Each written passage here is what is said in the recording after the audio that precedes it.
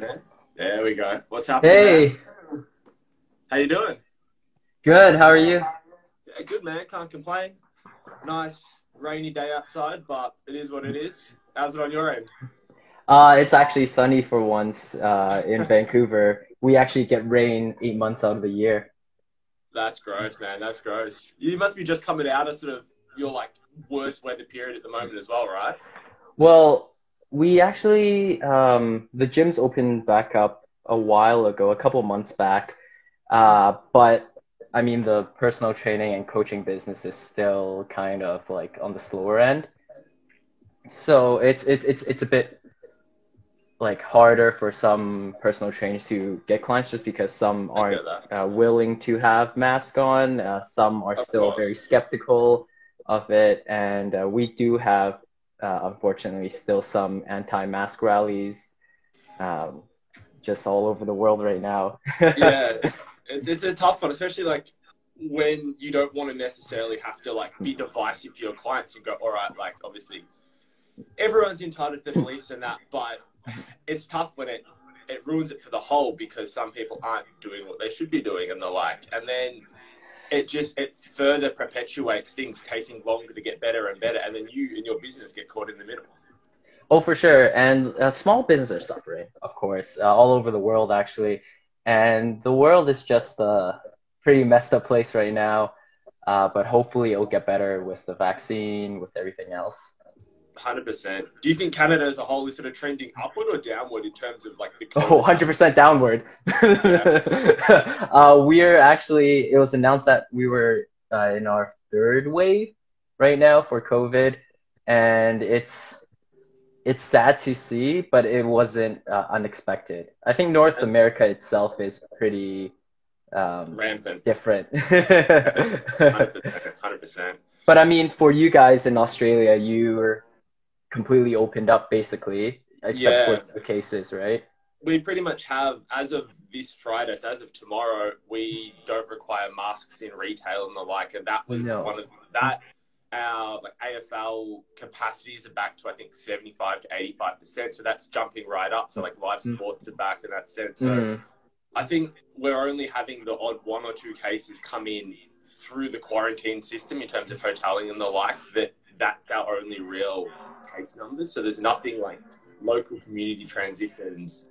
So we've done quite well to lock it down in that regard. Like we were in lockdown for probably like last year in some sort of stage from about Yeah. end of March all the way through to September, October, November. So it Hmm. was a long slog. And obviously that sort of varying stages of lockdown throughout that time that presented different challenges. Like in some it was quite relaxed where it's more of just all right, like no 15 massive people gatherings for training and the like. And then got a bit stricter and a bit stricter as sort of waves came and went. And we ended up in a stage four lockdown, which was essentially the harshest sort of Yeah. stipulations they put on you, where you could only do online training, you couldn't see your clients in person. And like, I get it. At the same time, it's tough for some people that maybe don't have the body awareness to perform movements like that at home and get Yeah. the most out of it as they would in a person session, or no equipment, no space set up at home that would be suitable for something like that. And it presents another sort of challenge to the trainer as well, obviously, as to how well you can bring the energy through Zoom. Like it is, if you've Hmm. never experienced it, it is quite a hard thing. And like, I'd done a few Zoom sessions before that sort of Yeah. time period, but I'd never really had to like jump in and like make my core business through Zoom. And it was definitely a bit of a learning curve. Like I feel I've come out the other side much better than I went in, but it presented some unique challenges. Like, have you Hmm. had to do many Zooms sort of over this period with clients or anything? So yeah, I had to do a couple, and thankfully they themselves had like dumbbells in their home and everything. It made it easier, but at the same time, it was kind of hard not being there in person. Cause, I feel cause that like completely. I have to like tell them to put their camera at an angle where I can see how they're doing the 100%. movements and how they're performing and everything, right? And I don't know, like it gave me some time to actually like put out articles during that time. And I've been just like, I think I put out like six, and I think you did too during Yeah, your guys' lockdown. Um, 100%. and like I didn't have the luxury of equipment also because people were buying them and then at the same time they were selling, like reselling them Oh, at like insane prices. For example, like the Walmart scalping by my was house. ridiculous. Oh, 100%. Like Walmart, for example, they were selling dumbbells, like a 20-pound dumbbell for like Yeah, $400. it's disgusting. It's Like disgusting how they're scalping it, for sure. we had places like gyms that were basically closing down to do renos on their facilities in that Mm. time. So they were Mhm. selling off all these plates and like a used metal rubber coated plate, just like a 20 kilo, was something ludicrous, like $180, $200 for like a used rubber one, whereas new Rogue plates were under 150. So you could get a new Rogue bumper for cheaper than you would get a used metal rubber coated plate. Like it was That's insanity. so ridiculous. And it got to the point where I still was buying a few of those metal rubber coated plates because the demand was just so high that you couldn't get anything without paying over retail. So that's when you set up your little home gym setup. Yeah, so I Yeah. started pretty much getting that going when we went into our first lockdown as of Mhm. the end of March. So it's still coming together piece by piece now, but I got the rack, bar, plates, and then started introducing some dumbbells. I had a bunch of kettlebells and dumbbells that I already used for PT, Yeah. bands, and then just bits and pieces like accessories like landmine press, Mhm. like different handles and the like. And then it slowly comes together. And like my end sort of goal of that would be to have like a fully furnished like home studio. I wouldn't call it a gym like at my own sort of place, but yeah, like as a alternative to bring clients into that space if I wanted to. Oh, for sure, for sure. It's a little bit small, but looking more long term, that'll definitely be one of my goals to make that space into something I can coach out of as well. So like it's all feeding forward towards that. So I don't look at it as I'm just buying it for myself, even if I'm just using it to justify the purchases. I'm using it for the clients in the future as well. I think that's such a good way of going forward as well. Especially like I'm not sure. We talked about this before. How Vancouver, there's not a lot of gym spaces that allow external trainers, and everyone's very like they're keeping to their own trainers, and that's a good thing. I understand that from a business perspective, but for people like me who are private, it makes it much harder. 100%. And I'm What's not your sure. experience? Oh, Sorry? Go Oh, keep sorry. going. Like, what is the situation in Australia right now, or where you are in Victoria? I think from my experience, it really differs sort of space to space. Like there is a lot of small sort of gyms that are 1, 2, 3 offs where they're not big like chains, as well as the big chains in the market. Like, do you have like Anytime Fitness, Zap, and Snap, and all those sorts of ones? Yeah, so they're still players in the space as well as a lot of independents that are smaller and have sub 5 venues, for a lack of a better definition there. And it really depends sort of space to space. Like the gym that I was previously working out of had a sort of staff perspective on it where I wasn't necessarily an external trainer. Like I worked for the gym. The gym paid me commission sort of per session, as well as I do like staff hours where I am essentially on shift doing rostered tasks and the like calling people, speaking to people, doing program shows for people that come in. That's and rough. there would also PT. So like it would work in the sense of I'd put my like time card in, I'd get paid for that, versus the more sort of big franchise model of like I'm paying X amount of rent, I'm expected to do all these tasks and duties for free, and then I charge my client, and obviously see that come back in. So I wouldn't really say one from my experience. Obviously, I haven't gone that full corporate franchise route to see what that is like for a long perspective, but I think both have pros and cons either way. Like your ability to scale up if you're doing quite well when you're charging rent there, provided it's obviously a fixed number and it doesn't scale based on how well you're doing at the time. Yeah, I think that's quite a good option if you're doing quite well and able to see that sort of value come back in terms of like obviously the trend line of at what point is commission better when I'm not paying rent if I'm doing a sub 5 sessions a week or something like that. Like you're better off not paying rent then. Otherwise, for sure. Paying $300-$400 in rent, you're going to be losing money. Versus if you're doing 25 sessions a week, you're probably going to do a lot better there than them taking say 50% commission or something like that. What about your experience? Yeah, what have you found? Because you've worked at a few different places, right? Well, it was all like private for me, like from the start, and I did try going to a big corporate gym one we have here is Steve Nash Fitness. But after the first day, it just wasn't for me. Yeah, Because elaborate. like the first day they told me to go on the floor and get 5 reference numbers, right? Or like try and sell PT. Like they, Yeah. or sorry, not 5, 10. And people there were less than happy to talk to me because, you know, when you have your earphones and you just want to concentrate Of and course, then yeah, work 100%. out, and like I basically had to tell them to like take out their music and then to say like, hey, can I get your number for da da da for this? And Yeah, then what's even worse is like they do a lot of calling to you, like to the number that you give them, yeah, and they I call get like once that. a week, twice a week, that sort of thing. Yeah. And it's tough because at that sort of perspective, like the best selling happens naturally. Like Mm-hmm. they come in, if they sort of are walking past the front desk and you like start up a conversation and let it Mm-hmm. flow rather than, all right, you're taking your 45 seconds between your set. I'm going to come out, I'm going to pitch you an idea. You got your headphones in, you're going to kill that. You're going to kill your vibe, you're going to kill your set. And like, that's the worst possible time, in my opinion, to try and Yeah. sell someone on something. When they're in the middle of focusing on something, when heart rate's elevated, the last thing they're thinking about is probably will be buying first. I'm trying to get Yeah. that time. Like we're not all So Wolf of Wall Streets over here. It's I it's get not the that. easiest thing. And that's the sort of problem I feel with a lot of the industry in terms of it's Hmm. about the money. It's just about the money. Like Yeah. their reasoning to push you there is obviously maybe a little small portion of wanting to help the client and yourself, but Hmm. they just want bottom line. And like Yeah. obviously at the end of the day, that's what gets everything by, but it's not a good motivation to actually get that client.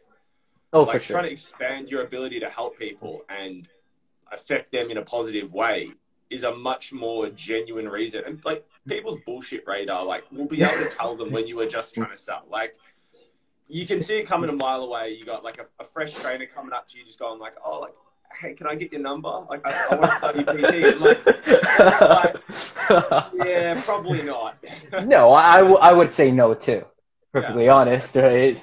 And that's exactly it. Like, unless you're really struggling, and then you see Hmm. someone that has no idea what they're doing, they're looking like deer in the headlights.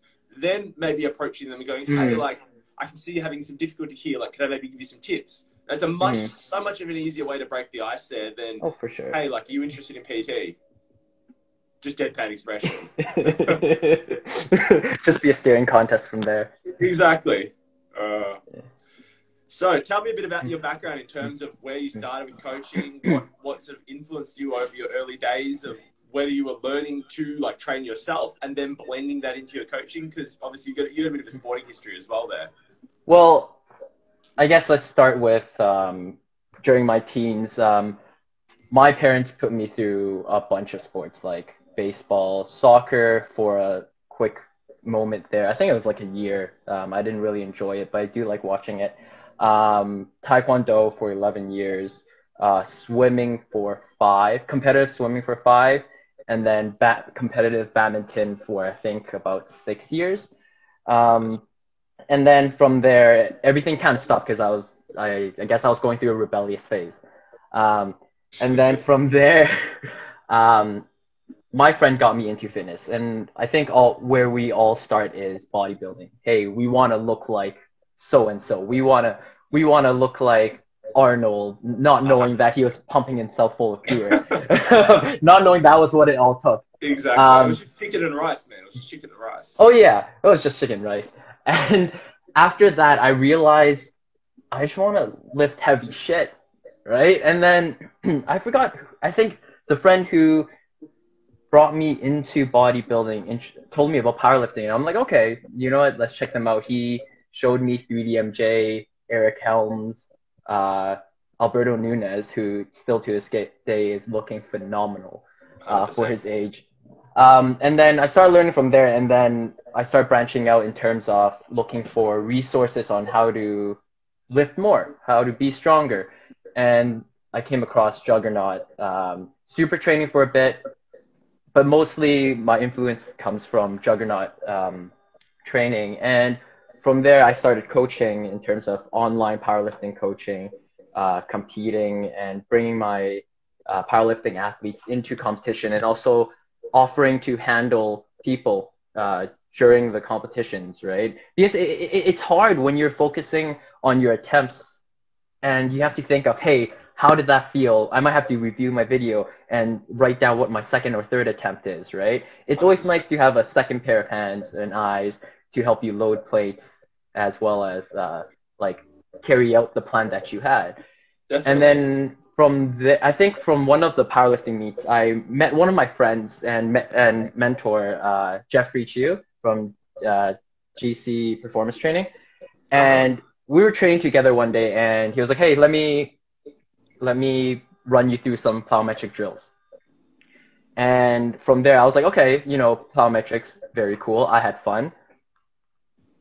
And then I decided to dive deeper into it. Also because I had a client that was playing volleyball at the time. And then I talked to him and said, "Hey, I'm learning about this and this for strength and conditioning. Would you be interested in helping me learn?" And he, like, bless him, like he was down for it. He wanted to learn more, wanted to help me improve my skills. And then from there, in the last 2.5 years, maybe 3, I think 2.5, is where I dived fully into strength and conditioning, got mentorship. I also read the Cal Dietz, so he's a big influence. Yeah, triphasic.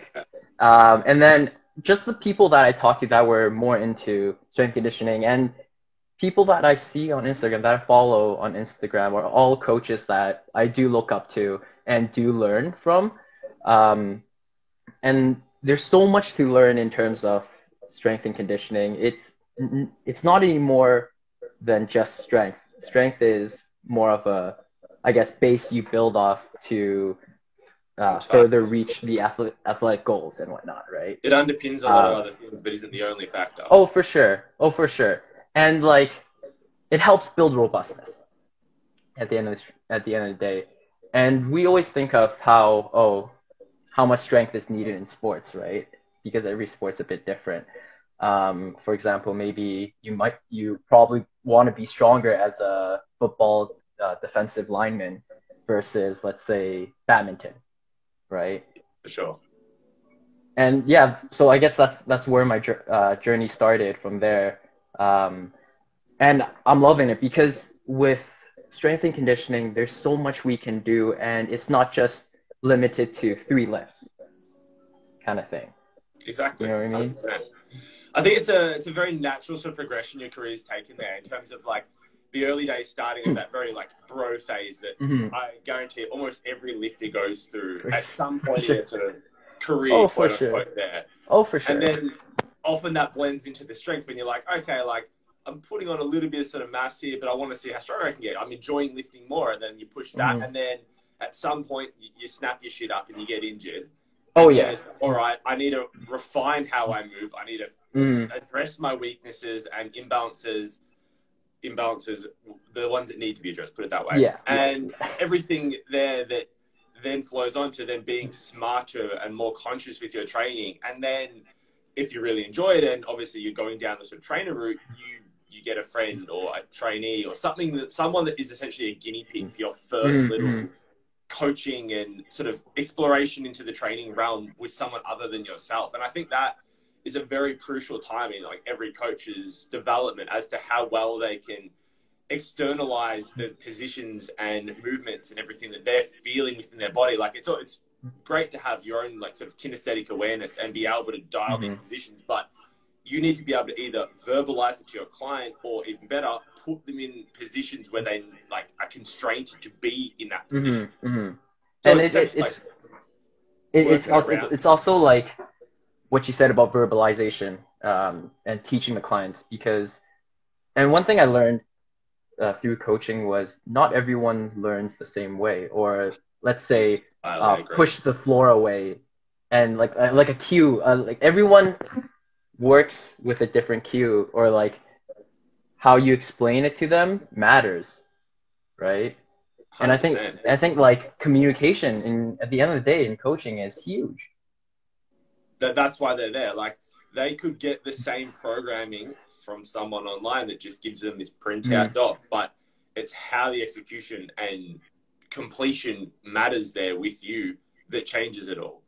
And it's the sort of thing where working with a client for enough time, you start to understand how they think about them. I feel that you start to think about, or that you start to understand how they think about the movement, and then refine how you explain things to them. So for one of my clients who may struggle with like a good sort of hip hinge in terms of not locking their knees out or something like that, and when they want to hinge, they want to hyperextend, I might focus less on that hinge and say, all right, we're going to try and keep your knees over your feet, but put your bum back. Whereas I'm not telling you to necessarily hinge, but I'm describing in a way that you can understand the position better than me just saying, all right, hinge.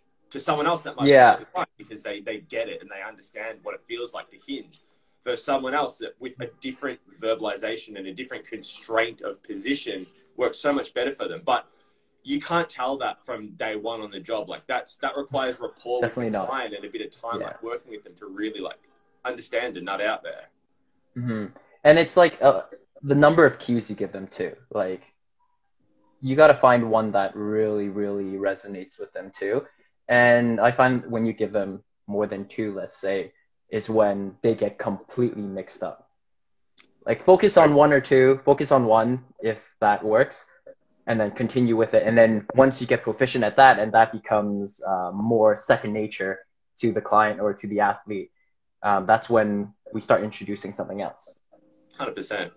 It's an interesting one. Like I feel that there's a sort of transition that everyone goes through as a trainer. Like you go from a point where you're trying to say everything at once. You're trying to tell them so much information and you're just overloading them to show how smart you think you are.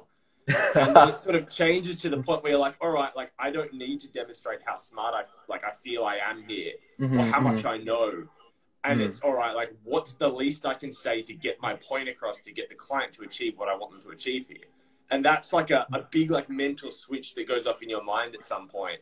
And I feel like for me, I think I'm about almost 4 years into training people now, 3 or 4 years, something around that. And over the past years when that's sort of really gotten off, like I don't need to give you 50 instructions for this drill. It's going to be a detriment. Anything above 2 or 3 is going to be a major detriment. Like, and especially for things that are very fast in nature. So like if I got you doing, say, tempo squats with a 5-second eccentric, you're going to have plenty of time there to think about those 3 different cues. If I've got you doing a depth jump and trying to get you as elastic as possible off the floor, like you've got, what, 0.2, 0.3 seconds to think about 3 different things on landing. Like your subconscious, it's not going to happen.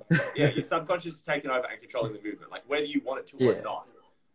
And it's that switch of like, I'm planning you up to that spot. And then the reason we're drilling these movements and exercises is so that you don't have to think. You're training your reflex essentially. The better we can dial your position for that, the better. I think when you're giving instructions, sometimes, or a lot of times, less is more. And that also sometimes goes into how we program volume for athletes. Sometimes less is more because at the end of the day, sports specific practice rules all. You don't want them to be sore before a practice. You don't want to run them to the ground. You don't want their CNS to be fried. And at that point, we're just finding that threshold of just right. 100%. I'm always fascinated, and I love the debate between like the minimum viable amount and the maximum that they can tolerate. Like because obviously there's so many different coaches that are between those 2 points, or with some being very outliers there as to, I'm going to make my athlete as tough as possible and able to handle everything that their game could possibly throw at them. And then on the other end, I want them as fresh as possible. I want them to get the stimulus and the sort of the adaptation in from that, but with as little extra padding work as possible. And I love that debate between those 2 points. Because I don't think necessarily one's right or wrong. I think it's very contextually dependent. Like, say, you get 2 different athletes. You get myself and LeBron James. I don't think my body is going to handle the same forces, load, volume, absolutely anything as someone like LeBron, who's a genetic freak that has obviously played, I think he's in his 18th season now, of essentially one injured season that he's had significant time off. I couldn't handle one probably season of any similar volume to something like that just because that's where my body is. Like, there's no point huffing and puffing about it. It's the hand I got dealt, it's the hand he got dealt. So finding my spot on that sort of spectrum there, I would say is quite important, whether that be through me exploring it as my own training or getting a trainer to do that for me and having them like assess me and work with me over a period of time to see like how well I recover from a high dose session or how much sort of adaptation I get from a low dose session. Obviously working more than just a session at a time, but you know what I mean? Yeah, and I think that having a athlete readiness monitor week to week, day to day is very important. Like for example, for online athletes, I will have a readiness monitor for them at the top of that week's program, and it's basically 4 or 5 things that basically are related to stress. So how stressful was your job, or have you had good rest? How sore are you? How is your nutrition, kind of thing.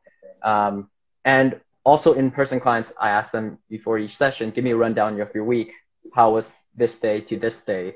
Was there anything that happened that may cause you stress or may cause interference for your 1 hour session, for example? And at the same time, like, I'm with my clients for an hour, like each day, let's say, and there's only so much I can do within that hour.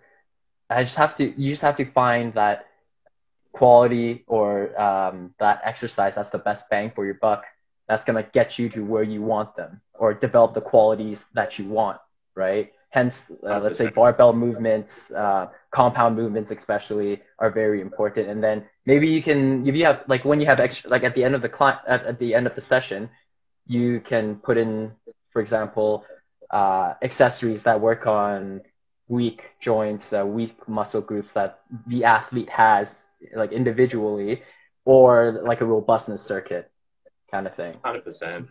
No, I love that. So tailing back to the sort of the readiness question there, like I think something that's just so underrated is just asking your client how they're feeling, like how your week has been. Give me, and it's sort of, even if I'm not necessarily prompting like how stressful was it, like if it was stressful, from my experience, they'll tell me. They'll tell me I've had a shit week. I've been absolutely under the pump at work. I've had extra projects, this and that, or I tweaked my back doing gardening or whatever it may be. Like, they'll generally tell you that because they don't want to blow it up just as much as you don't want them to be blown up. And you often can dig even into like the sort of the mental side of it, where obviously, physical stress is one side of it, but mental stress is harder to quantify, especially for some people that don't want to verbalize that as much. If I'm sort of poking and prodding a little, like you can often get a lot more out of the client than if I just go, all right, like bang, tell me everything about your week. This, that. And obviously it's very, again, client dependent. Like you got to know your client as to what they best respond to there. And that's what I feel. Once you can sort of, I mean, for lack of a better term, read them like that, it can give you so much more information than just at a face value that someone else might take out of that conversation. And I think to be a good trainer, you have to understand psychology. For sure. At a core level, and be able to, because you're working with a person as like a living, breathing person in the sense of nothing is linear.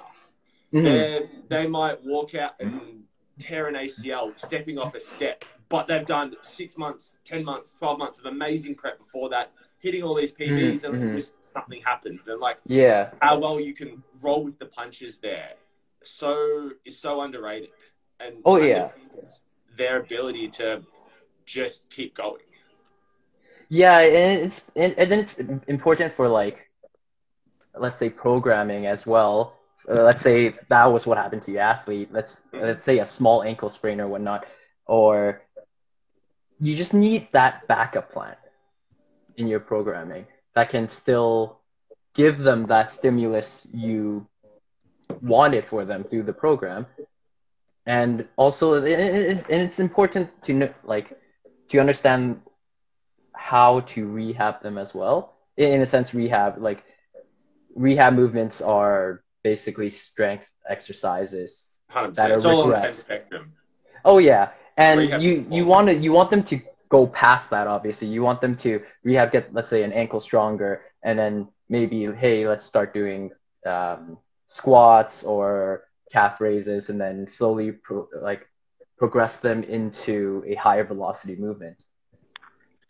For sure, for sure. It's one of the big sort of things that I put into my training. Like I work with a lot of Gen Pop and some athletes as well, so I'm sort of split between the two, which I think I personally enjoy, as everyone provides like a different challenge there. So what I do with a lot of my athletes is the same sort of core work I do with a lot of my Gen Pop. It's obviously just scaled along that spectrum there as sort of different points.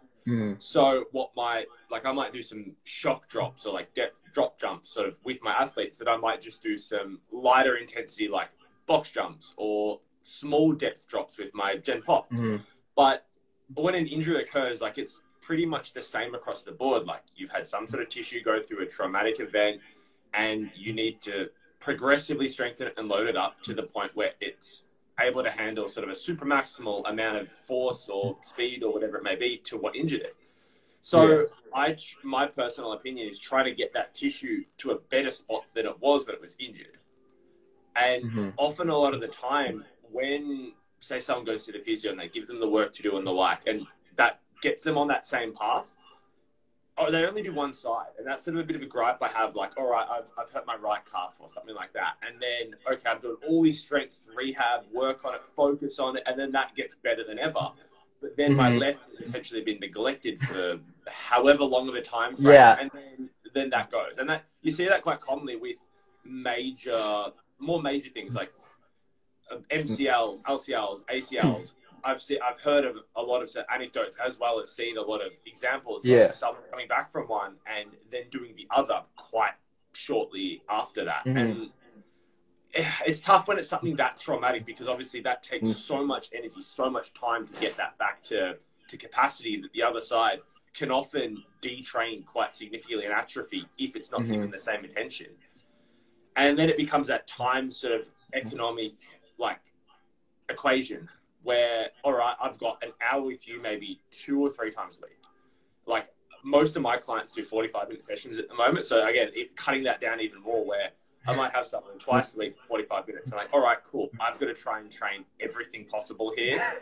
Realistically, I'm probably not going to train everything possible. No, definitely not. Prioritize what do you need most right now? What have I not done in the past week to 2 weeks sort of period?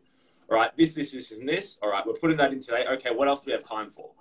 Like maybe one thing. Okay, what would benefit you looking at where you are now, and what tissues are not happy? What sort of joints aren't moving too well? Like what can we clean up with a little bit of small accessory work there? And that's the thing that you don't really get taught to do coming through sort of university. Like I went to Victoria University and did like an exercise science degree. And obviously that's a lot more of the science side of it, understanding like physiology, anatomy, biomechanics, etc. But very little on actually training people.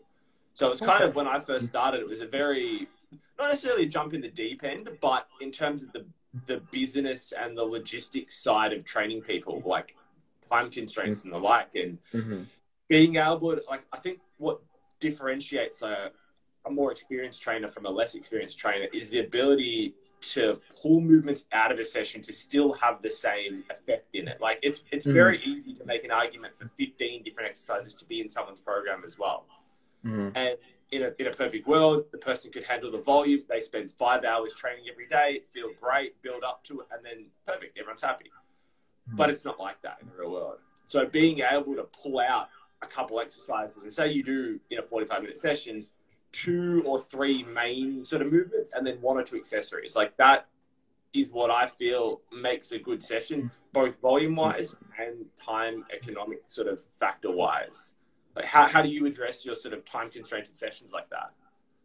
Well, I think, I mean, that's something I learned.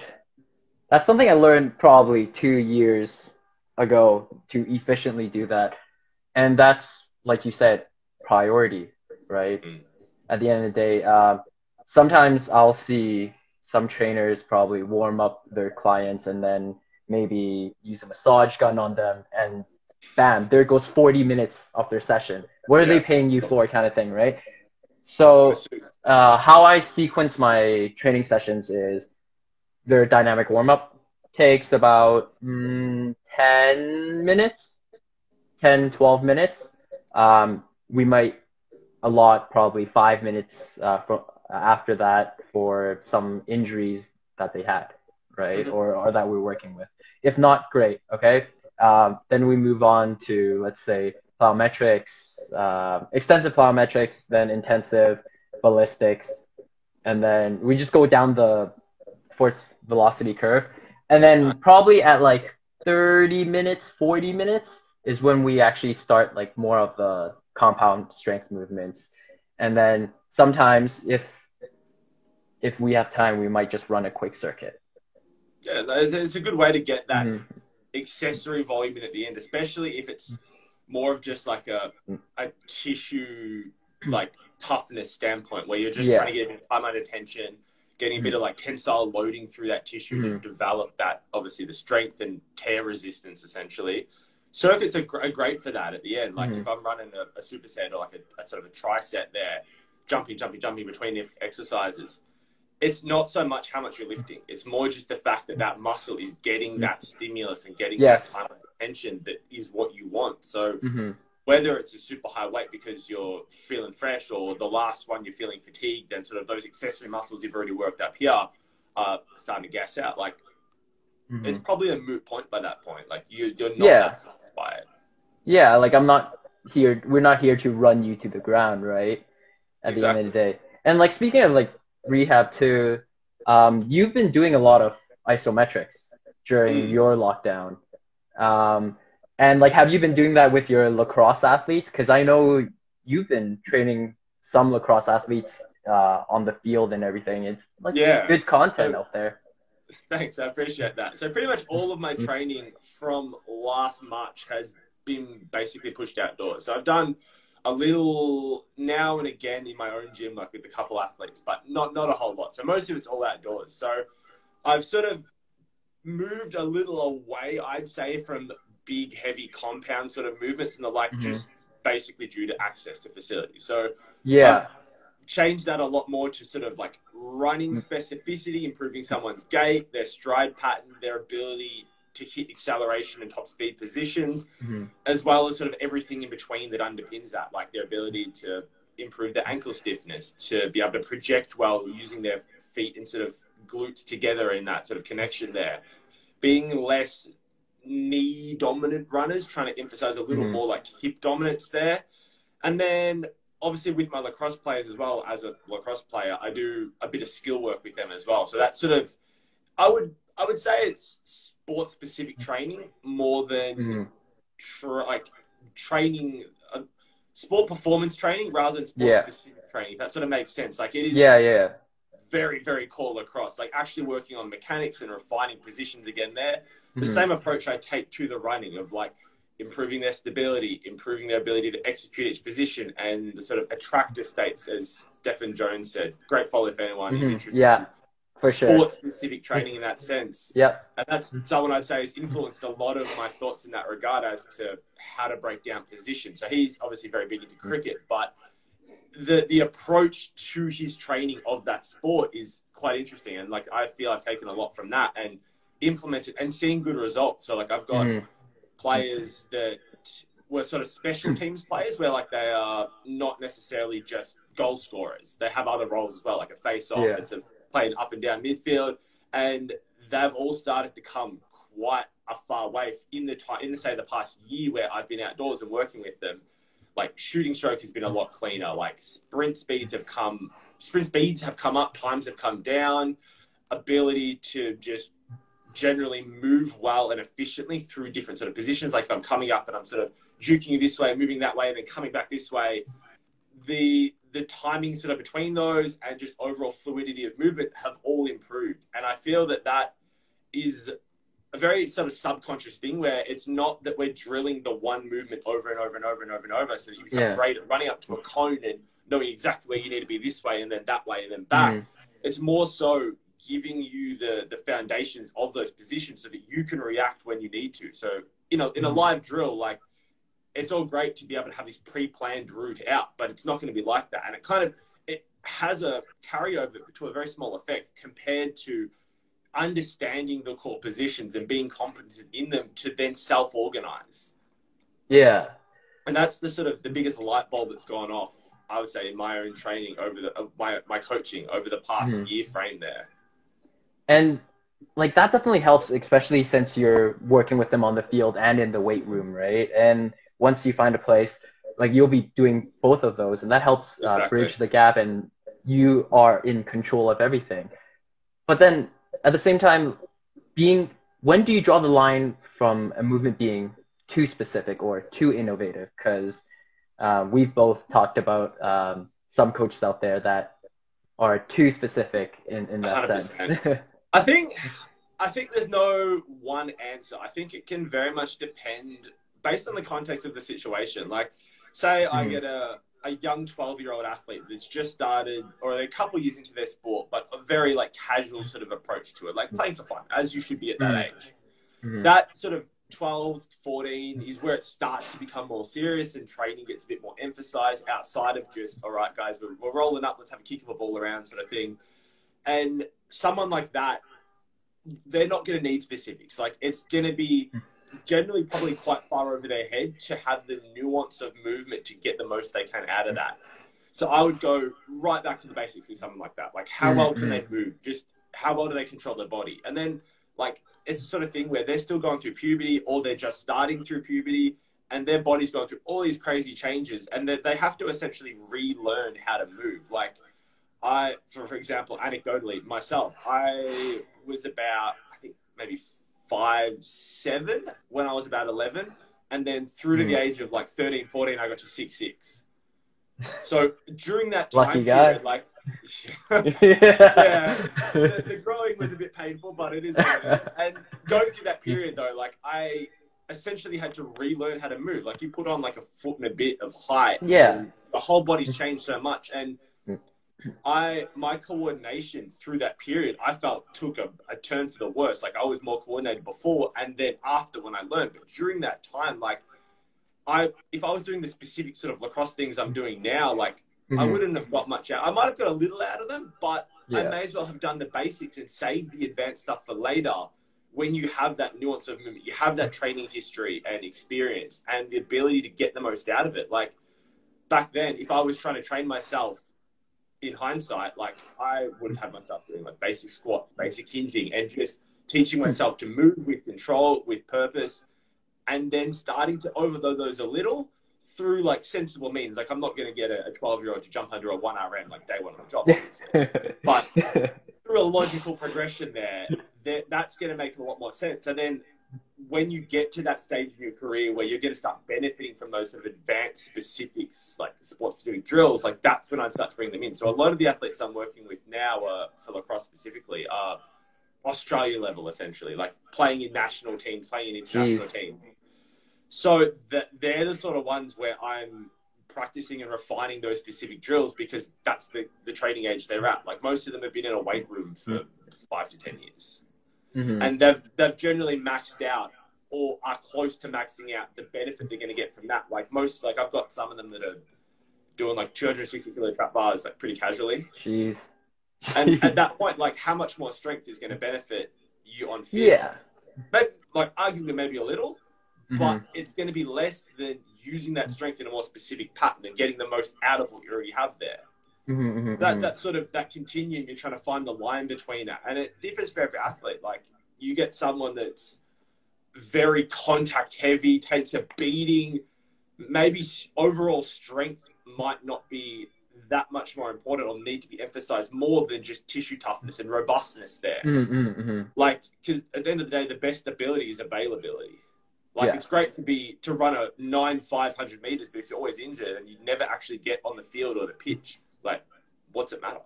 Like, it's cool to flex, but what's it really matter? It kind of reminds me of OBJ. Exactly. He always gets injured, but he's great. He's a great athlete, but he's just out most of the time. Exactly. Like, but then for your... Sorry? What are your thoughts on sort of that sport-specific continuum versus where you draw the line as to too specific or too general? Well, I mean, they all have their place at the end of the day in the program, right? And especially that was actually the question one of the questions I was gonna ask you is basically, how would you go about, what's your thought process of when you program strength and conditioning for a lacrosse athlete, let's say, or just in general? right? And I think it's important to have both a bottoms up approach and top down approach. Top down as in, let's say we analyze the sports, like what velocity is shown, what movement patterns is shown, energy systems used, et cetera, et cetera. And then find out what exercise actually helps stimulate that growth. And from there, we will regress the exercise back. Let's say you have your core four, and then you start regressing them back down into GPP, SDE, that sort of stuff.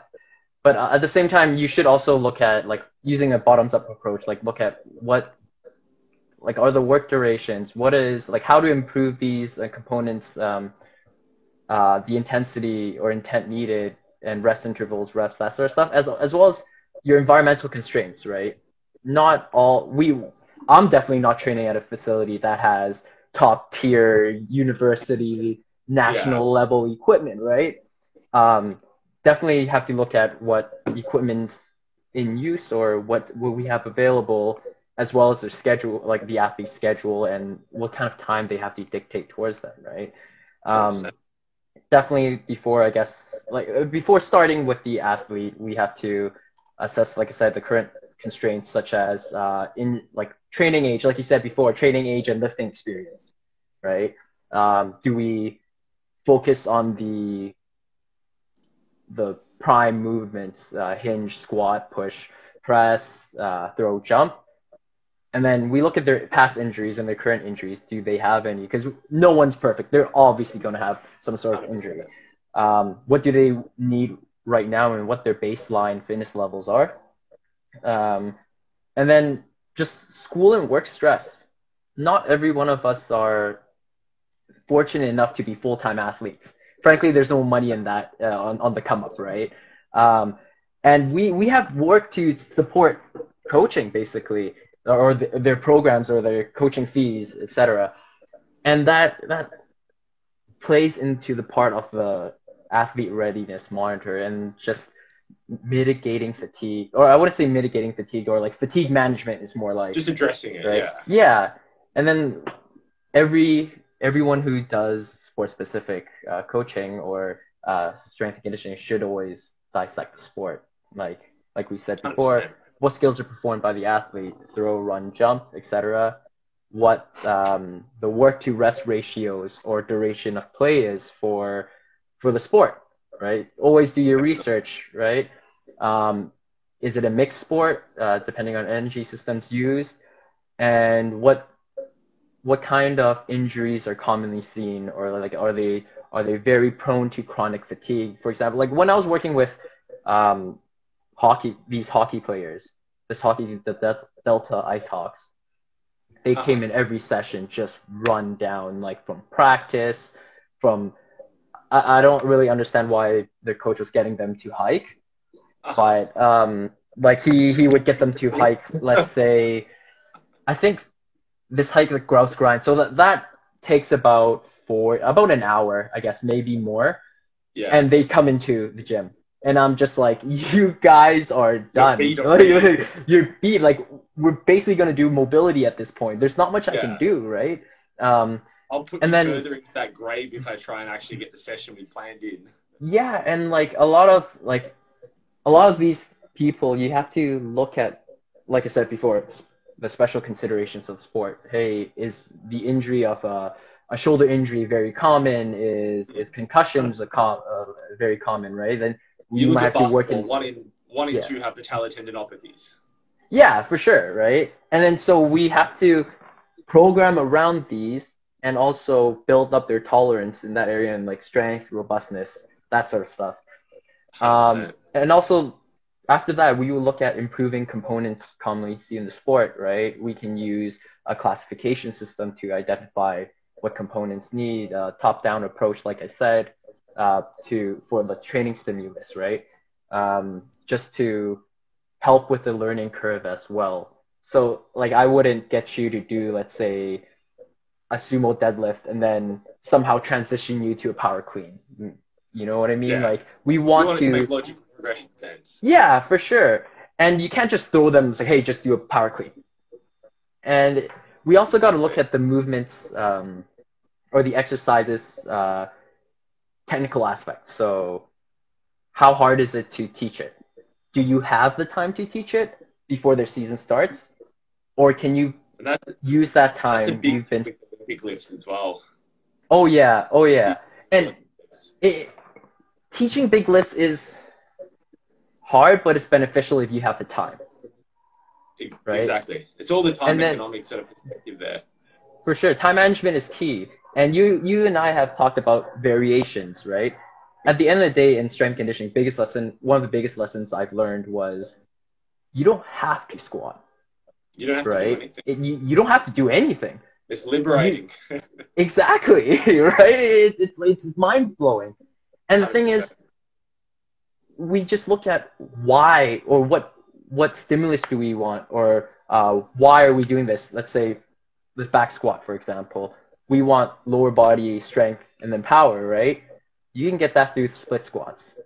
You don't necessarily have to do a back squat. It's good. It's a good thing to learn. Exactly. And it's a great compound. It's a tool in the toolbox. Exactly. At the end of the day, there's so many roads to Rome. 100%. 100%. I agree entirely. Even going back to your sort of perspective of like distilling top down and sort of bottom up, like, pretty much exactly the same sort of way I approach it. Like, what does the sport require from the athlete? How well does the athlete currently match up to the sport? And then sort of everything in between there. Like, like factoring in sort of the desired adaptation where no movement has to be done. Like, you can make an argument for almost anything to some degree. Some a lot more viable than others. Like, if I wanted you to become stronger through a squatting pattern, okay, maybe something like a back squat, a front squat, a split squat is going to be better than you doing single leg isometric leg extensions. Like, yes, it's training your quad. It's probably not going to have you gaining like progressive strength as much, but it'll do it either way though. So it's the sort of thing where, like, in a specific context where maybe someone injured their other leg and this leg's quite pissed off, like that might be the best option for that day, week, whatever sort of time period it may be. So I try to never rule any exercises out there as like bad or never to be used. Like, very early in my like coaching days, you hear all these stigmatizations of like, oh, leg extensions are bad. They give your knees shear force and they don't like shear force. And it's like, okay, maybe why do they not like shear force? Because they can't tolerate it. Okay, so we work better at getting it to tolerate it, and then we use that exercise that was too much for you at the time to then progress it. And it just cycles. And then that goes back to like the robustness thing there of, all right, so for a movement, instead of strength, we might be looking for time under tension, like tensile loading, specific position demands, like the ability to perform a good hoe contraction. And all of those are different sort of context pieces to base what you're choosing the exercises for that person around there. And then sort of zooming out from that perspective, I'm quite big on variability in the sense of like auto-regulation. So rather than giving a set block of work to most of my athletes, like I'd rather give them a blueprint to operate within. So like constraints of, I want you to do one of these 2 to 3 movements for roughly this amount of reps and sets. Like within the fact that if you roll into the gym and you've had a massive training the night before, you are beat, you don't want to be there. Do you think you're going to go hard if I give you a 5x5 or something like that? Like, you'll get through it more so than really do it at the best of your ability because you're feeling trash. So say if I gave you up to a top set of 5 where, all right, if you were feeling great on the day, you might add an extra 1 or 2 in there to get to that top, or you might do another one at the top there if it's an option. But if you're not feeling good, you work up to what you feel was the perceived exertion level or the rep count amount or rep in reserve, depending on what I'm using there. As the metric for the top set there. So it's regulatable in terms of how you feel. And that's the sort of thing, like, especially through the season, to balance how much maintenance we can perform versus how well they're sort of performing on field and the state of their body throughout a long season. Like most sort of sports seasons here are something between 18 and 22 games most of the time, around that. Then you add in an extra 2 to 3 months of preseason, and that's a long period of time that you need to be performing for week in, week out. And like no one plays 100% healthy. That's the thing. So everyone is generally always nursing some sort of injury, whether they're 98% or they're 85%. It's good to be cognizant of what they're nursing there and have the ability for them to load and unload as they need. And it all comes back to education there. Like the day one of working with someone, I'm not going to go, all right, like here's your rough program. Just like go in and sort of do what you feel best. Like up to that point where I give them a little more to go off. And then as they're sort of getting more familiar with it, they start to understand what we're trying to achieve and how we're trying to achieve it. You give them a little bit more leash. And then all of a sudden, they're not programming themselves, but they have enough awareness and context to be able to make an educated decision there. And obviously that takes time to get to, but that's the sort of spot where I feel like I'm trying to essentially empower the client, empower the athlete to be able to take their training and their ability to push themselves to the point where it needs to be. So again, going back to knowing the client and understanding what motivates them and what sort of cueing and stuff works well with them is very similar to how they motivate themselves. Like if I know that the thought of going back on field is what motivates you, I might try and poke and prod at that and go, all right, like this is something excellent to do at home as a movement, rehab, mobility, sort of just general antitoxin work for the body. This is why you should do that, and phrase it one way. Or for someone else, it might be, all right, like think about this injury you had previously and the niggles are starting to come back for that same issue. Like, you should address that before it gets bad. Like think about how bad it was when you're injured. And obviously that's not putting it in a good light, but if that's what motivates them to sort of give them a kick in the ass essentially and get moving, I say it's a net win. Yeah, and I think like we said before, coaching is all about communication, and it's important for the athlete or client to see why they're doing this, right? And obviously, like at the end of the day, if they don't like this movement, I also tell them this, like, look, if you really hate this exercise, let me know. If you really hate doing this, let me know. There are other ways we can do to achieve it. 100%. Right? As long as it's not just because it's hard. No, yeah, exactly, right? Like I told him, training isn't going to be easy, but I'm also not going to run you into the ground, right? Like my goal here is for you to improve make you better. And make you better and not have you crawl your ass out the door and then can't drive home kind of thing, right? And that's where individualism comes in for programming, and I think that's just so important. And if you want the most out of strength and conditioning, or like if you want the most out of an athlete, right, is that communication too of the RPE, the readiness, the if you like this, like I don't want you coming into the session hating it, right? Yeah. Because at the same time, that's also client retention too, right? Like I don't want you to come in with no. You gotta make it a fun experience. Exactly, right? And then thankfully, like there's some athletes I work with that are very, very self-motivated, and they like what they do, right? They see, and for a lot of people, is seeing improvement, seeing they're able to do this is that push, and we don't need to do anything like that. But it's like you said, it's about the client psychology too, right? Like knowing what makes them tick, kind of thing, what makes them push a bit more, right? And I think it's great to have that kind of homework you give them, like, oh, hey, maybe do some isos at work, do some bodybuilding at home, kind of thing. And this is why you're doing. This is what it's going to lead to, and this is the benefits you're going to get. Do you want to get stronger? Do you want to hit harder? Do you want to throw faster? Do you want to jump higher? Do this. Do you want to stay healthy so we can jump higher? Hey, maybe extreme isos might be for you, right? Exactly. And like, and sorry, go ahead. That ties perfectly into that, getting them to be more efficient with their time in session, because we don't have to perform those same things, and it doesn't, like something like extreme isos, for example. Like I have a client that hit like a 10-minute, 15-second run. Yeah, like insanity. But when you think about it, that's a quarter of our session to do one-sided of a lunge.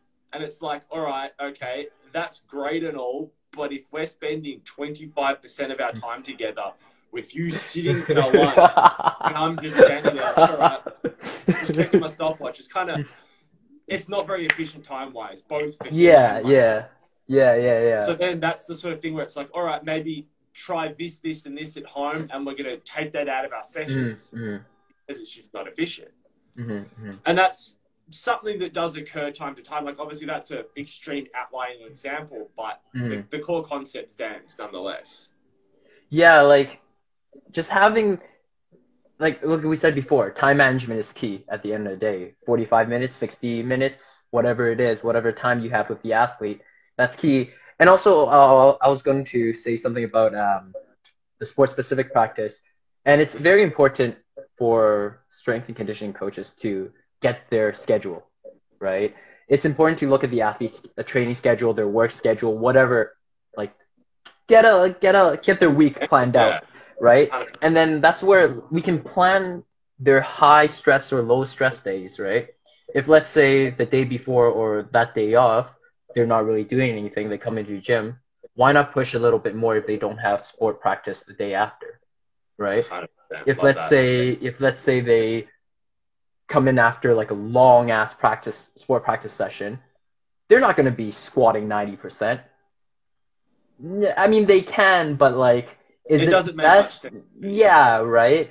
Like, so maybe it might be an accessory day. It might be an upper body, back, or like taking care of the little nagging injuries, or like making small improvements here and there, kind of thing. Just having that light day, and maybe even get them to do some sort of recovery cardio kind of thing.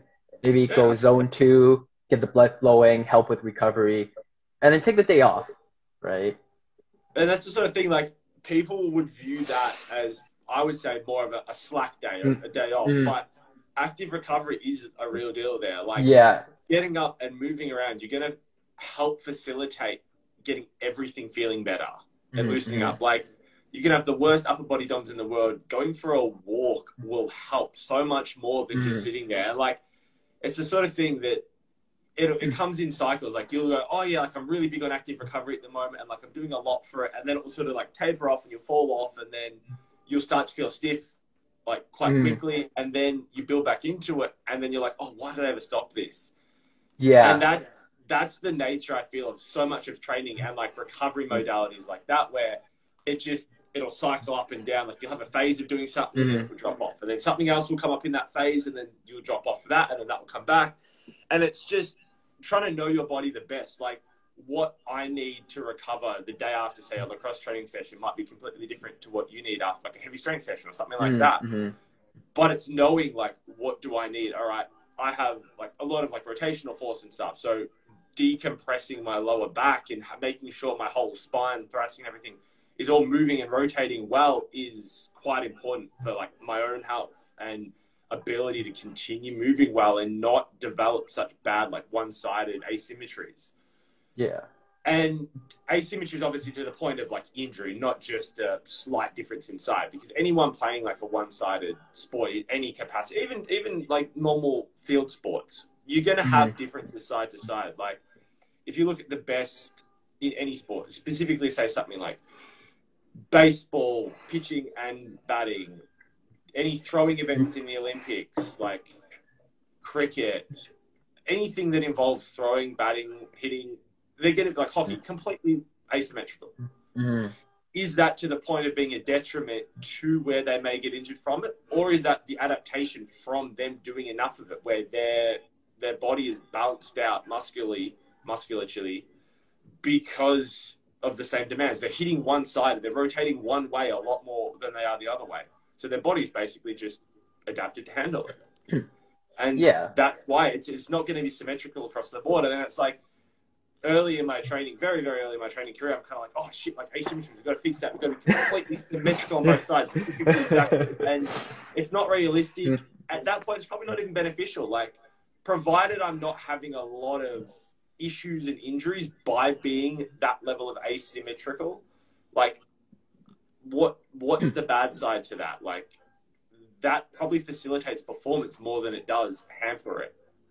Yeah, and like, I think... How do you feel that would relate to something like badminton? Like, when you were playing badminton quite intensely, did you feel that you had any major one-sidedness? Yeah, definitely. I'd say forearm and right shoulder, but it it was less of a one-sidedness thing, and it was more of a overuse. So shoulder, and then like I started developing some sort of like liquid like accumulation in one of my tendons in my wrist, so that was affecting me when I was smashing, right? And it was just a lot of overuse in shoulder too, from also because at the same time I was playing baseball. Sounds fun. And it got blood on the shoulder. It was ridiculous, and it got to the point where that little lump of liquid started affecting a lot of my daily life. I couldn't really move my wrist, and that was when I kind of took a time off. And when I saw a doctor, he was like, "Yeah, it'll either go away eventually, or we can shove a needle in there and it'll come back after." All right, and so then, every doctor consultation ever. Yeah, so it was like it's either this or that or that. And then before I left, he kind of gave me a side note. It's like, hey, you know, there are cases where people accidentally hit it on a hard surface and it goes away. And being the child I am at the time, I found a marble surface and I just like came down on it several times. Don't recommend it to anyone, but it got rid of it. It was an anecdotal fix. But it worked. I mean, my wrist was bruised, but I could play badminton at least, right? And I'm sure at the time that's what mattered more than a bruised wrist. Oh, 100%. There's no doubt about it. Yeah, it was just ridiculous. And honestly, if I got that kind of like that injury or whatever you like to call it come up, now I'd be smarter with it, right? Like, of course. I think through coaching, it really taught me to critically think about things. Because even as a coach, like, we're always looking at something. We're always the main thing is reviewing a program, right? You probably look back week to week or after the program's done and seeing, hey, what worked, what didn't work, and that's the thing, like, what can we do better? And I think that's one of the main things of coaching on how to be better is always be a student of the game. 100. Right? I agree entirely. Like, never. There's always so much more to learn. Like, this sort of thing. Have you heard of the Dunning-Kruger effect? I've heard of it. I don't remember the specifics. So essentially, it's the sort of very early days. You think you know so much, and you think you're. Yeah. You start to realize how little you know, whilst you actually know so much more. And then obviously, if you stay long enough, it starts to peak up the other side. But you go through that sort of valley of like, I know nothing. There's so much to know, and it's very hard to quantify something like that with a field that's so diverse and it's so opinionated that there is no one way to do anything. It's not like something like maths where obviously the answer is the answer. Yeah, for sure. Yeah. It's so opinionated, and you can go through different stages where something you believe is so right at this time just changes to be the worst thing in the world. It's such a poor use of time. Yeah. And it's the sort of thing where anything can have a case made for it, I feel, within reason. But there's no, like, the more you know, the better you're able to apply your overall context to the context of that athlete, to that situation. So, like, essentially, as you're saying, be a student of the game, continue learning, try to always expand that skill set to be able to cover more things. So, like, you see, like, as we were sort of speaking about earlier, like, a lot of physios coming from a trainer or a sort of almost an S&C background so that they have that complete understanding of this realm over here when they move over here, and they have that nice Venn diagram, like, crossover effect of, all right, you're an athlete trying to bring back here, rather than going, all right, you're a professional level participant, I'm going to give you 3x10 like glute clamshells, and it's kind of like, is that probably enough to give them anything out of the movement, even injured? Like, is that going to give them anything? Oh, they're an elite level athlete, probably not. Like, what's a better way to do that? And having that experience of having been a trainer, obviously the right situations need to occur to be knowledgeable in those fields, but you're probably going to have a better perspective on what's appropriately loaded for those, rather than just all right, 25-year-old pro athlete, 80-year-old granny, we're getting you doing the same clamshells here, the same resistance band. Like, it doesn't make sense. And then being able to have that skill set outside your own realm is so beneficial. Yeah. And I think also, like, for athletes that are injured that do find physios, it's important or I recommend all my guys to find someone a physio that has a sporting background or understands that, understands the nuances of strength and Exactly. conditioning or the sport, or has that background where they play sports. Yeah. Because one of my first clients actually came to me after seeing a physio, and she had her ACL torn in badminton when she's an older, she's a master's athlete. Uh-huh. So she took a step back and it just popped, right? Mm. And after surgery, after rehab, the physio was like, "Hey, you can't play sports anymore, right? You can't, you just can't, just stay home." Yeah. And I was like, "Oh, well, I mean, we'll take it easy." And then so I trained her for about 3 years now, and she's already back in badminton. She sometimes plays local competitions, but nothing higher than that currently, and also because everything shut down. But I mean, she's happy with where she is. That's exactly it. She's happy she's able to play because that's her pastime at the end of the day, Yeah. right? And we talk about all these methods and oh, hey, here's a sheet, do this. But what's the difference between methods and principles, right? It's in and I think there's so much to learn in strength and conditioning that sometimes I feel like there's a flood of information and now I'm just super confused. And a tip a friend gave to me was, hey, don't focus on the methods, focus on the principles, because principles reign true all the time. So basically, principles are general theory that has numerous application across a wide field, whereas a method is just a form or The a way you're doing it. procedure of doing something, right? And I think when I first started, I was like, okay, 5x5 program, 5-3-1 program, it's just gonna get me strong, and then it gets to a point where you plateau and you can't understand why, right? But understanding Gains are the not principles perfectly behind linear. it. Huh? Sorry? Gains aren't perfectly linear along that one Well, axis. I hoped it was, but obviously it wasn't, right? Yeah. And to understand the principles, you can select and apply your own methods, right? 100%. Or even looking at, let's say, triphasic. Why does triphasic work, or why does 5x5 work? It all comes down to principles, right? Overload, progression, that sort of stuff. Exactly. I agree completely. And even going back to the sort of the physio point there of telling your client that she'd never do this or never do that, I feel they get thrown around so often rather than a perspective of, all right, let's do the best we can today and over time we'll see where we can get you. Rather than just basically cutting them at the knees there and going, all right, no pun intended, Yeah. cutting them at the knees. And then going, all right, you're never doing this, you're never doing that, you're never doing this. And that might be their sole reason for wanting to push that rehab to a point, especially with something like an ACL that's so intensive. That's their reason to try and get back from that. And you're essentially just cutting them before they've even started there. I get that you don't want to give them false hope, but it's a gripe I have with a lot of allied health like that they don't give them a sense of take the control of your own destiny there.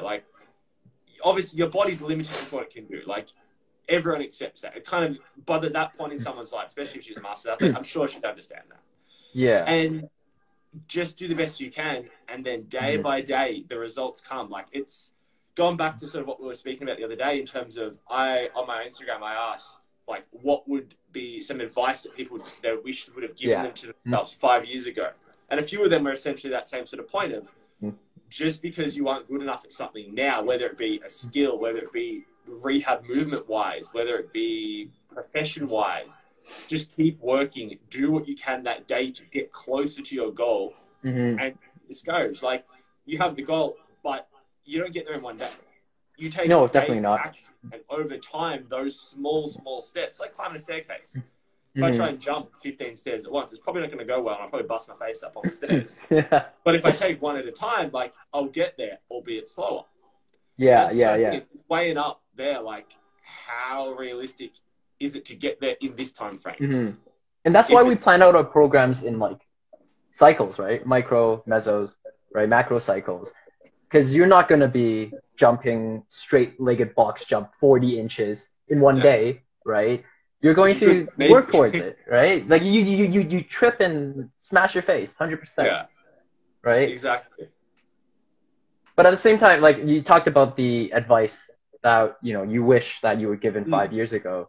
What were some of the? Do you mind sharing what some Yeah, for people sure. have said? Yeah. So the best sort of four that I've distilled, like I've distilled them down a little because there are a few essentially saying the same thing, but that Yeah. was sort of number one there. Just because you're not good enough today, like keep Hmm. working, don't get discouraged, take daily action.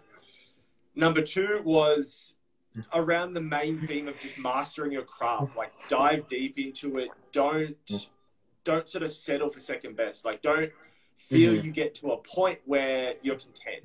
Like obviously Yeah. not as easy as said as done, but the same principle there of continue working, continue learning, like keep trying to improve yourself. That's number two. Number three would be to do what you really want to do. Like there's only so long in your life that you have to Hmm. do the things you want to do. So why would you not do them when you can and go after your quote unquote dreams and the like? And Hmm. you can always take that boring job or study again or whatever it may be later in life. Like it's never Hmm. too late in that regard to redefine your profession, your hobbies, whatever it may be, whether they blend together as a hobby and Yeah. profession. Yeah.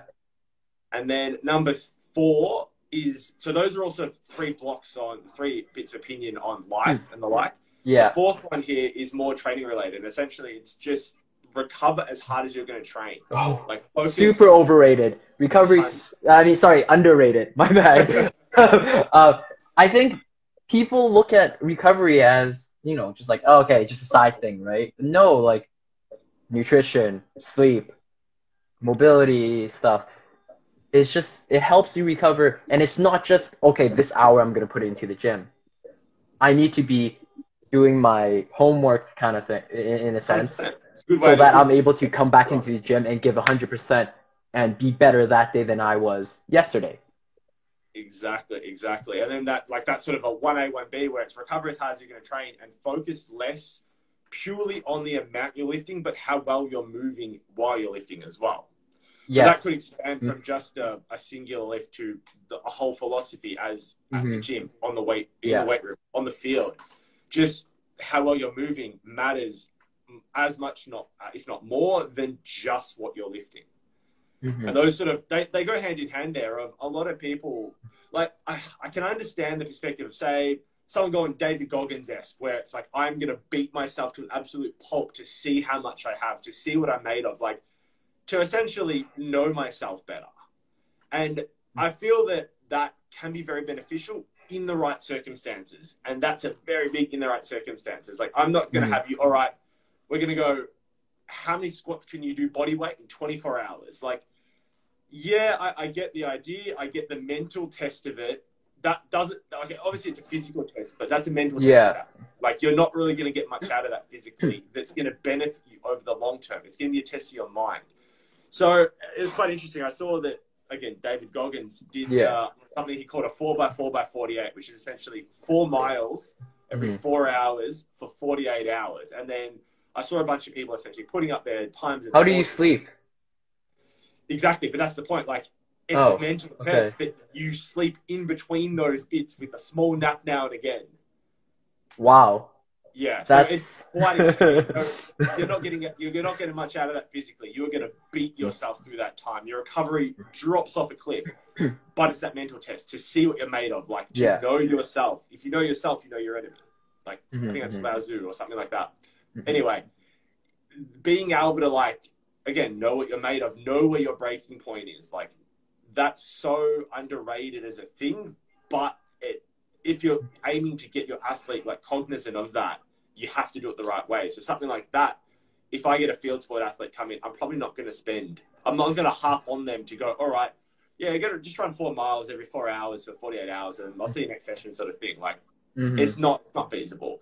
Yeah. But you can implore the same ideology there of, all right, you've got 5 minutes here. I want as many wall balls as you can, or run back and forth here, do this in between sort of thing where you're pushing them to a very uncomfortable situation, like to the point where they want nothing more than to quit there.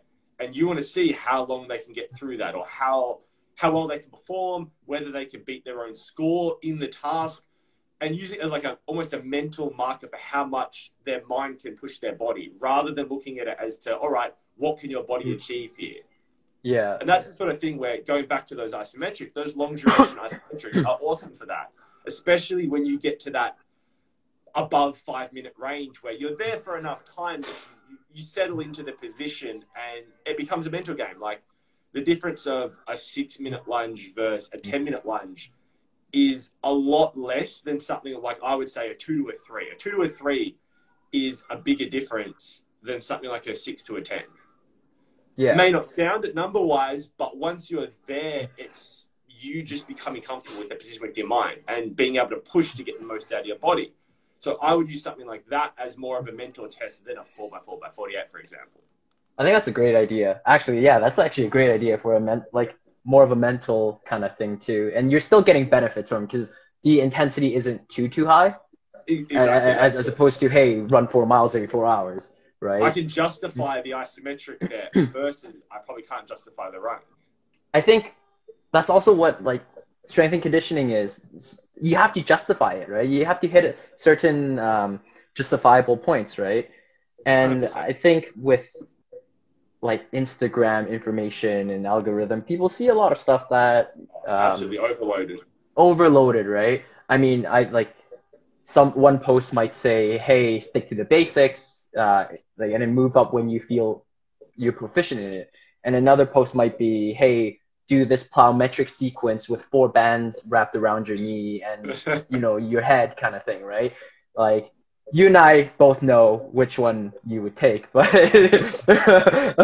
but that's just my gripe with the availability of information out there right now too, right? Sure. And I think you said it best. Context is key. Yeah, no, continue.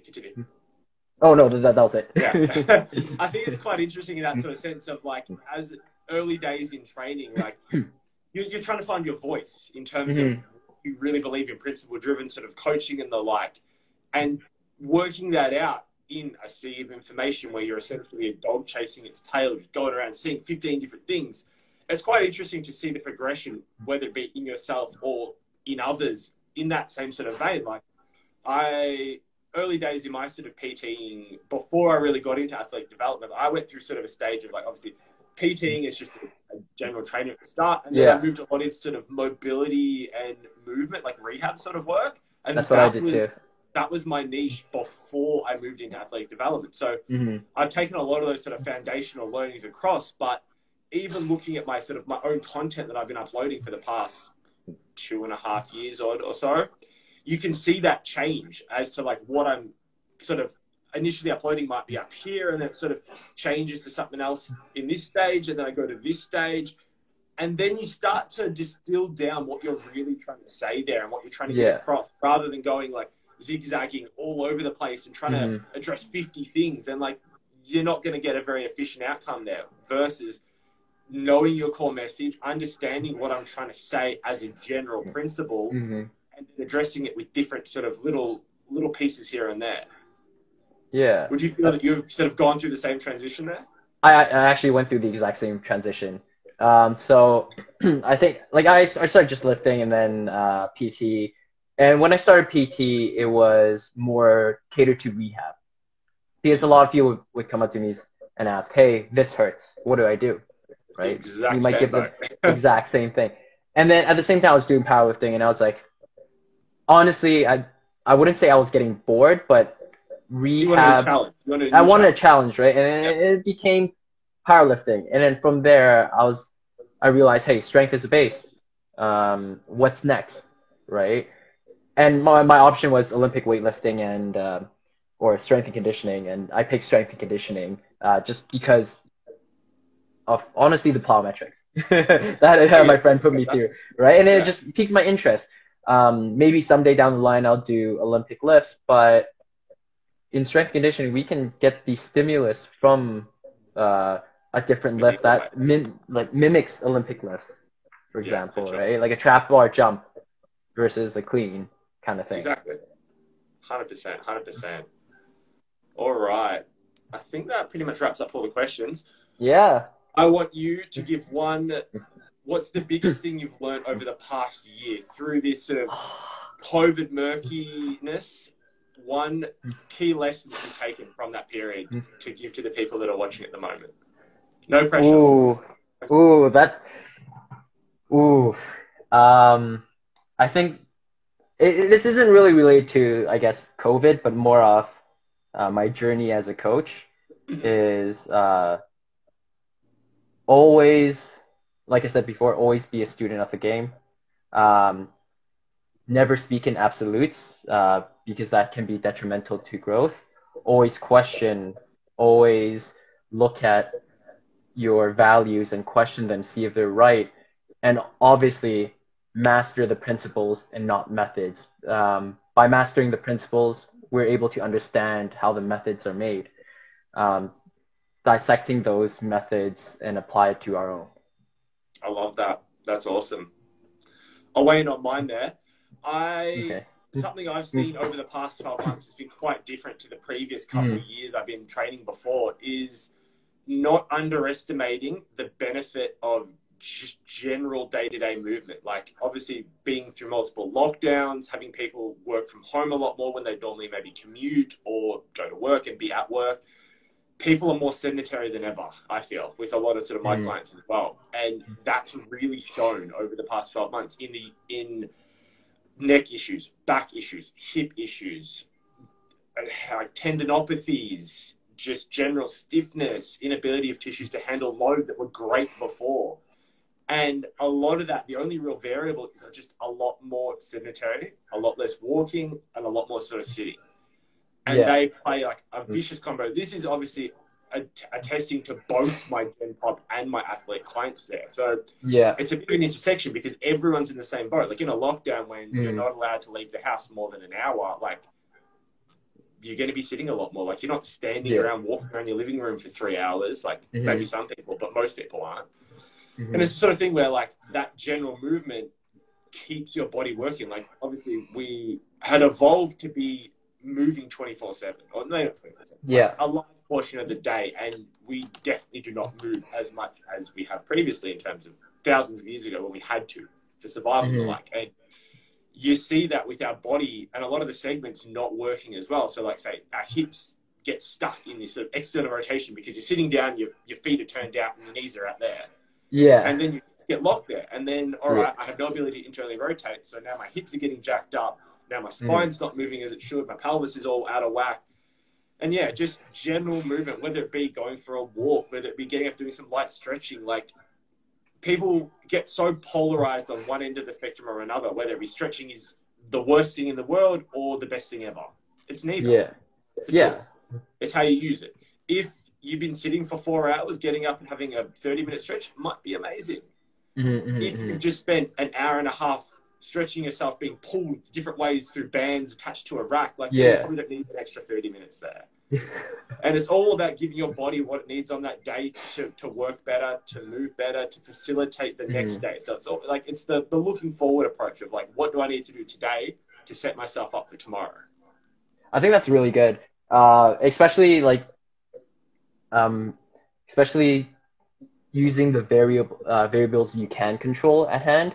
Because, like I said before, during COVID, you did a lot of ISOs too, and just whatever you had at hand, you had to be creative. But then you were still looking at you're still using the principles that you've mastered, and hey, maybe it might be tempo work kind of thing, or like speed work, just how fast the bar speed moves. Because I remember seeing that on one of your posts. Yeah, I got an accelerometer that I was using a fair bit as well. Yeah, well, not everyone has that. But like, being creative and making sure that you can manipulate what you can, do what you can to create some sort of stimulus, and just, like you said, generally move around. Hey, maybe do a mobility flow. Find something online, do a mobility flow. Like, it's just going to work you towards, and get that habit, and bring it into when things open up, up again, and with games going on. Hey, maybe athletes can do it on their day off, so they'll feel great coming into next session, into their next practice. And they'll be performing at a more efficient level. I agree entirely. Well put. Very well put. I think that about wraps us up. That was a good block there. Great conversation, man. Oh, thank you. Like, coming on. Thank you for having me. And if you're down to do another one, I'm down too. And 100%. hopefully, once flying gets safer, I can make a trip down to Australia, and Love it. then Love it. we can do something. Definitely. We'll do something up. Hopefully I've got Yeah, a venue going by then. yeah, let's do it. Too easy, Matt. Well, thank you, Jason. Appreciate you having Thank on, you for man. I think everyone's taken a few things from your wisdom as well. Al, yours as well. Too easy, Matt. Well, I'll catch you later. Have a good one. All right, talk soon. Bye. See you, dude.